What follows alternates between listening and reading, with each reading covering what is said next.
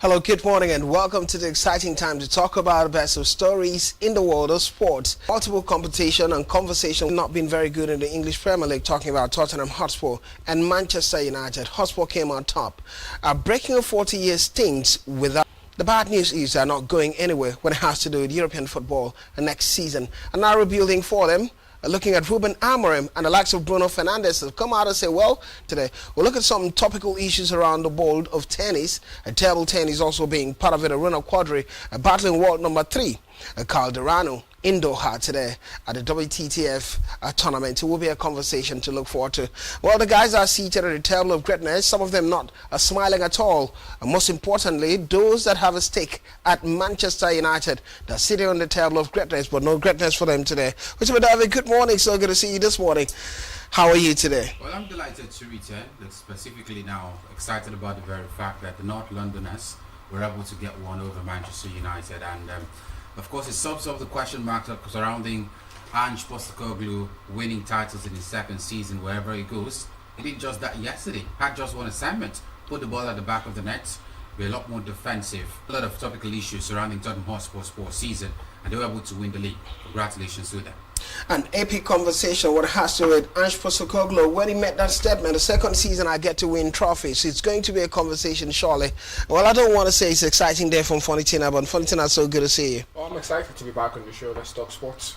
All right, he keeps it brief, and you know that he's not very, very excited at the end of it. Let's quickly talk sports, beginning with the world of table tennis. The ITTF World Championship, Aruna Quadri taking center stage today after getting to the fourth round of the competition. It's a conversation battling out against world number 3, Calderano, in this one.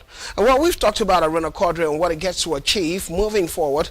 Unfortunately, I'll start with you. Somehow it seemed like it might be the end of the road for Aruna Quadri against this man. And when we talk about this man, I can't give perspective to it because it's something to really look forward to. Well, a former champion just at a marker competition, he won the title, beating world number 1 and world number 2. And at this competition, the fourth round of it, facing Aruna Quadri, a big game to look forward to for Aruna Quadri. The man has come out and said, we know Aruna Quadri. He's been in the top 10 before. We know what he can do.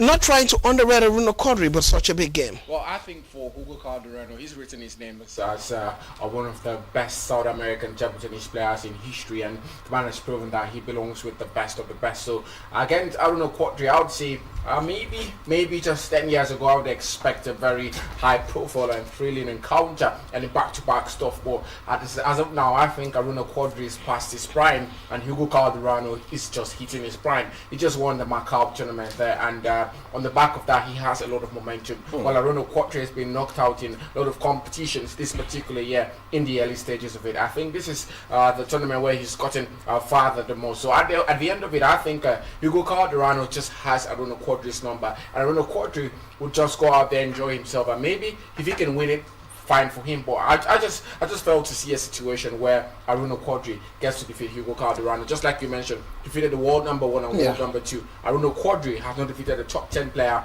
this particular year yet. So you have to understand the golfing quality between these two table tennis stars. Well, many always say at the peak of a competition, you never can tell what might happen when a player gets to that position. Well, today we've spoken about how the man Calderano got a victory over world number 1 Li Shidong and world number 2 Wang Shuging of China at a home turf. But the conversation now is this particular tournament takes center stage, and it has to take Aruna Quadri. I'll give you a brief outlook regarding Aruna Quadri's path towards the fourth round of it. It started in a commanding 4-0 victory over Calderano's compatriot Victor Ishii.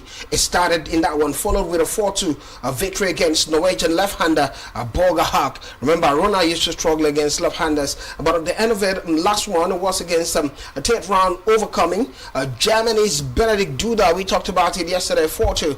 And now Calderano being a stumbling block, but any shocker could happen for Aruna Quadri beating Calderano in this one? Well, some glimpse of hope may be due to the fact that this competitive action, and I do not think Adima Aruna Quadri will just come to the competition and subject himself to be beaten by the opponent. But I think we'll have to be realistic right here. The chances of Aruna Quadri getting the better of his opponent looks quite slim, because we're talking about a man who's quality at the moment. And yesterday we were also talking about the pressure. He seems to be the only top African player left at this stage of a competition. So bulk of and many other participants who were knocked out at the early stages are looking at Ronald Quadri and how we can actually establish something for the continent in the later stages of a competition. So it looks evenly difficult at the moment now. We've actually seen competitions where he's participated. Very difficult for him to cross the hurdle to the final. So I do not think at the moment he will be able to cross this one. Maybe another stumbling block for him. But I think the conversation will be about all the African participants now. But we're going to a competition like this. Usually we've talked about Omar Hassan and the rest of all the players who've done well in recent times. I want to see that level of energy at the international stage, because this is not just basically about Aruna Quadri and the continent of Africa. He's aging, so you wouldn't expect that much competitive action from the man going even forward from here. From the beginning of the round, you said he's aging, he got victory in that one. Second round, he's aging, he's got another victory. The third round, he's aging, he's getting another victory. Looking at the quality of those players. Yeah, top quality too, no matter how you look at it. With the one he's playing. World number 3. Definitely. What if Aruna Quadri gets to beat Calderano in this one? What would you still say? Say it's aging? Yeah, it still doesn't, of course, underwrite the very fact that the man is aging at the moment. Okay. If he gets one over him, fine. I do not think that would actually change the conversation of the man slowing down in terms of competitiveness and quality. Well, there's a conversation in other sports where they talk about you when you're aging like fine wine, getting even better with age. I do not know if that will happen or be a conversation about Aruna Quadri moving further in this particular one. But the game takes place today. We'll look forward to it and we'll talk about it, give a report of what happened in it when we return tomorrow. Quickly, let's talk about a talking point in the world of tennis. Well, the Strasbourg Open taking center stage, looking so fantastic and wonderful when you talk about the needs that comes with it. Well, Daniela Collins getting better of Emma Raducanu, the British world number 2 in Strasbourg. But unfortunately, it's a battle between former top 10 players in this one now. Daniela Collins returning. Not many people really expect her to be at the top level, but somehow when you meet Emma Raducanu, it seemed like it's going to be that one. Ended 4-6, 6-1, 6-3. A back and forth clash at the end of it for the former top players at the end of it in this one. They've never met before. First time these two are meeting, but this player, Daniela Collins, getting victory in this one. Well, definitely for Daniela Collins, I feel she's just trying to see how she can push herself back into the top 10, because when you look at the WTA category now, she's no longer in the top 10 rankings, and she's trying to see how she can get that accent, and you have to do that by beating top names. So she knows what she has to do, but it just started. She still has to go to tour level competitions, maybe 1,000 tour level competitions, and get more wins, because it just doesn't stop here. We have the likes of Cody Kukugov, Mira Andreeva, the likes of Elena Rybakina still getting the job done. So as far as she's winning, other people are winning as well. So she has to be very, very, consecutive with her wins. Don't just win one and stop the next day. So at the end of it, I think Daniela Collins still has a tall mountain to climb in this particular WTA category. Well, Daniela Collins having a tall mountain to climb. Fontina talks about it despite beating Emma Raducanu. I did that in 2 hours and 20 minutes. Such a massive one to talk about. And quickly, let's move to Geneva and talk about another exciting game to look forward to. While it's shown a class and dominance over the years, talking about Novak Djokovic in the ATP ranking, but in recent times it's not really worked out for him. First 2 clay court competition, he was beaten. And most important, the last one, I think it was Madrid Darabat, he was beaten at Monte Carlo. He was beaten by Alejandro Tabeto, and similarly beaten by Matteo Naldi in Madrid. And from what I'm getting now, after getting a slow start in this one, getting to qualify from the first round of a clay court, winning Martin Fucsovic 6-2, 6-3, moving even further to the David. A question is, he gets to meet Ronaldo, a rematch of Geneva at the Geneva Open. Well, I think it's quite good for the man, quite good for his confidence, as a matter of fact. I think I'm not blowing it out of proportion owing to the very fact that, of course, the quality between him and the opponent, that fact at the moment, we're talking about 2025. So that shows you that all through the entire duration of the clay swing, the man, of course, has not really been at the peak. Most competition is also missed out as well. So it's good for him. He had to let go his coach. Absolutely. And then we're talking about 5 days to the French Open, as a matter of fact. So I think it's quite good for the man, trying to, of course, rack up wins, rack up that confidence, heading to a major Grand Slam that we're expecting in the next few days. Heading to the major Grand Slam we're expecting in the next few days. Quickly also still looking at the Hamburg Open in the ATP competition. It would be the man Mola Alexander Mola hitting the numbers right, getting a better of Alexander Zverev in Hamburg for a biggest win of his career. It didn't take so long for him to hit those numbers. 6-3, 4-6, 7-6 victory out of clay courts ATP ATP 500 tour level event inning, a biggest win for him, ranking in this point, and that's something to really talk about. But we won't dwell on it, and quickly let's talk about the world of basketball and attraction in the world of basketball, the NBA. The NBA, Western Conference heated, taking center stage, and another exciting outlook that has to do with it. Remember, yesterday we talked about the first game in the finals of the Eastern Conference. Now the Western Conference, well, we're talking about the Indiana Pacers getting a better of the New York Knicks, 138-135 in overtime. And well, it was such a difficult one. Halliburton had to heat overtime victory. The balls are in this one. Pacers overturned 17-point deficit in the fourth quarter before beating the Knicks. It was down to 14 in less than 3 minutes remaining, and 14 now somehow they got this victory. You must talk about, we're not having a case where the coach had to rest players in this one. Somehow then it was serious business, but quite disappointing for the Knicks.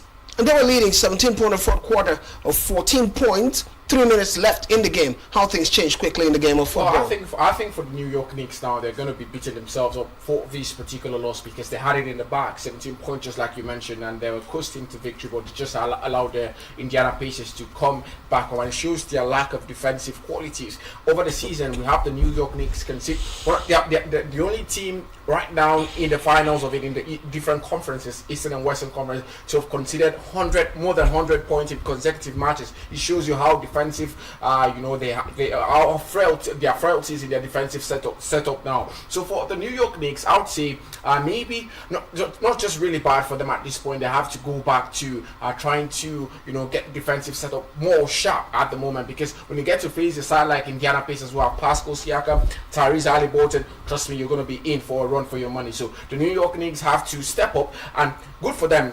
Unlike the first final we talked about in the Eastern Conference, where we had that, in the Western Conference where we had the OKC beating the other side by 114 to 88. Right here, it was not a blowout, a very close margin. 3 points gap shows you that you can still get it done if you put your house in order. So for the New York Knicks, I think they still live to fight another day. They still live to fight another day. Tua David is called the final for the reason it's not a Western Conference. Yesterday was a Western Conference. This is the Eastern Conference. The Pacers against the Knicks. I'm going to raise some typical talking point now, talking about the Knicks defensively, that the defensive frailties, because you look at it, the likes of Carl Towns hitting massive point now at 35.12 rebounds, the most you could think of, but still wasn't enough. And looking at Halliburton having 31 points in it, what are we expecting moving into all the games? Is a best of 7 series. Well, I think the Knicks would actually, of course, seek redress in the second game, because I do not think with the side who had two players having the most number of points in the game, talk about Towns, talk about Anunoby as well, having double figures of points.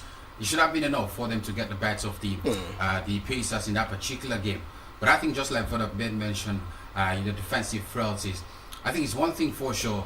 The more you also, of course, are good attacking wise, should be good defensive wise. Yeah. That's what helped the OKC yesterday, because they stayed resolute at the back. So when, of course, the attacking players are scoring those points, they were also there, and of course giving out turnovers, and that in turn also helped the OKC got that particular result yesterday. So I think for the Knicks now, yes, Anunoby is doing well, Karl-Anthony Towns is doing well, but defensively they have to be solid. Otherwise, it might just be, of course, a game where we'll see going to game 4 already, the Pacers winning without even getting to game 7. The Pacers are possibly winning without getting to game 7. Is it going to happen? Take place later in the night. Would be the Timberwolves against the Thunder. We're talking about game 2. OKC leading in that direction from game 1. It would be one to really look forward to. And when it return next week, it would be a conversation still looking at the best of 7 series in the NBA. And now we'll go on a quick break, and when we're back, it will be football stories all around the world. The conversation taking center stage would be the President's Federations Cup in Nigeria, Abakaliki FC, making the numbers count, getting to the finals. We'll give you all the statistics around it, and trust me, we have to talk about Tottenham Hotspur breaking the record, winning the Europa League. It will be a conversation. Don't go anywhere.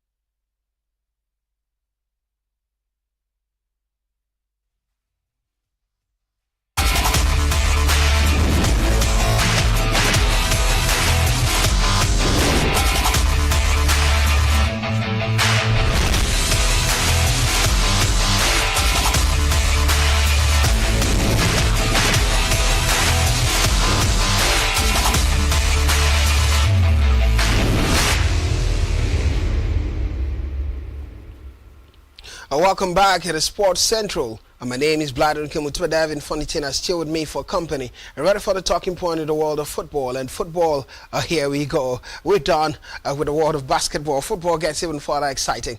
Before we get to talk about the Europa League and the excitement that came with it, realizing Tottenham Hotspur winning it, let's begin a conversation here from the Nigerian scene, the President's Federations Cup. Semi-finals of it was, and we zoom into the Abakaliki FC getting to the final, beating Ikorodu City.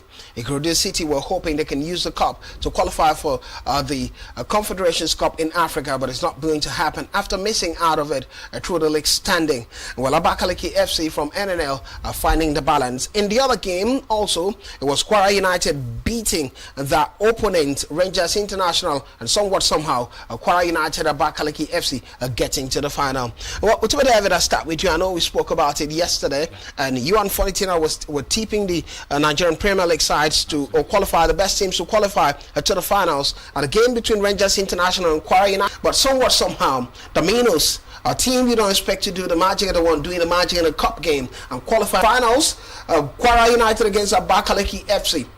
First, Abakaliki had to beat Ikorodu City through penalty shootout where it ended goalless draw, but Kwara United had a solitary goal against Rangers International. What do you make of it? I was more surprised about the results that involved Abakaliki FC against Ikorodu City, because I always expect seeing Ikorodu City to, of course, be a lot more better than what we've seen or what we saw yesterday against their opponent. But unfortunately, they were knocked out at the semi-final stage, and now I'm also looking at Abakaliki FC now getting to the finals and getting the better of Kwara United. I think Rangers International have had quite a poor season. To my expectation, I expected them to, of course, finish in the top 5 of the MPFL. But it doesn't look likely that even if they win their last game of the MPFL season, they will be able to, of course, break into the top 5 of the MPFL. I was going through the list of teams Abakaliki FC have beaten this season in the President Federation Cup. The likes of Enyimba, we're talking about Nasarawa United. Those are top teams in the Kasera United, Enyimba, Nasarawa United. So it shows you the confidence they've grown over time, even before that game against Ikorodu City FC. And it looks like this one might just be their chance to get this particular title and, of course, establish something for themselves this season. They are deserving to have beaten Ikorodu City yesterday. Deserving to beat Ikorodu City since yesterday, as we talk about. Well, one key mark would be that for Kwara United, it marks the first return to the final since Aliyu Salam Rocks represented the state in 1976 now. A history of playing somewhat somehow, but Abakaliki FC being the stumbling block here. NNL side, last season we saw NNL side also doing quite well. Academy Warriors winning it. Abakaliki, can they do another shocker this season? Well, I think you can write over side who has beaten the Enyimba Football Club, Nasarawa United, have beaten a lot of teams like Ikorodu City, High Flyers, team who knows how to score goals, and they held Ikorodu City to a goalless draw. In other words, they love beating NPFL teams. Exactly. So, Kwara United, when we put in the perspective, have not been so phenomenal this season. So you really do not know what to expect. For me, I feel this is just going to be a battle of who wants it more. It's not a game where you can easily just throw predictions up and down. I think it's just going to be watch the match and then you can know what's going to happen. Maybe after the first half, you can tell who's more in control of the game. But Abakaliki FC, from what I've seen, they're a team who are very solid defensively, and if they get to score first, Kwara United might just be facing a very huge problem on their hands. Kwara United might be. Let's move to Europe, away from the Kwara United Basel Abakaliki conversation, and now we're talking about sports getting the better of Manchester United to click historic UEFA Champions League crown. I don't know where to start from, but in such moments, Son Heung-min smiling and kissing the cup. But what a battle it was when it all started. Ruben Amorim said, "Has done my bit. It's left for the players to do their own." The UEFA Cup or Europa Cup final it is, and we're talking about Tottenham Hotspur getting a victory over Manchester United. Unfortunately, when I saw the starting lineup from the midfield from Tottenham Hotspur, I'm not really seeing Ange Postecoglou play this kind of setup with Sarr, Bissouma and Bentancur in the middle. Most time it's either going to be two players, either of two players in the midfield. But what did he do that was wrong? What did he do that was wrong? Well, you don't stop. You could have just reverted to 4 at the back just for this match. It was 90 minutes away, 3 shots. It was 90 minutes away, 3 shots 3 shots in the entire match. We've never 27% in it. We've never seen Tottenham Hotspur play this way, but they had to do it to win the cup. That's a manager, and I'm not going to slide him for it because when you look at historic coach the likes of Pep Guardiola, Mourinho, they were once like this, very arrogant, believed in themselves, but at the end of it, you have different solutions for himself, because how do you just throw away 90 minutes because you want to stick to your identity? You had a cup ahead of you. You want to stick to your identity. You had a cup ahead of you. Fun keeps talking about throwing away 90 minutes as if Tottenham Hotspur were just there to be beaten, and Roman Amorim just throwing it away. Well, many people from the sports angle wouldn't agree to it. They waited 17 years to get to this point, and finally they got a cup. For Manchester United, the last time out, I think they got at this level of, I think 2014. The last time out, I think they got at this level of, I think 2014, 2015, and it's going to be that concern for them. Now they're not going to the walk to then, and it's going to be that concern for them. Now they're not going to the walk to Europe. Manchester United are not going to Europe. And when you look at this game, what really happened? Manchester United are not going to Europe. And when you look at this game, what really happened for you? Where did Manchester United miss it? Where did Tottenham Hotspur really have it in it? Who was actually of course wasn't part of that game against Chelsea.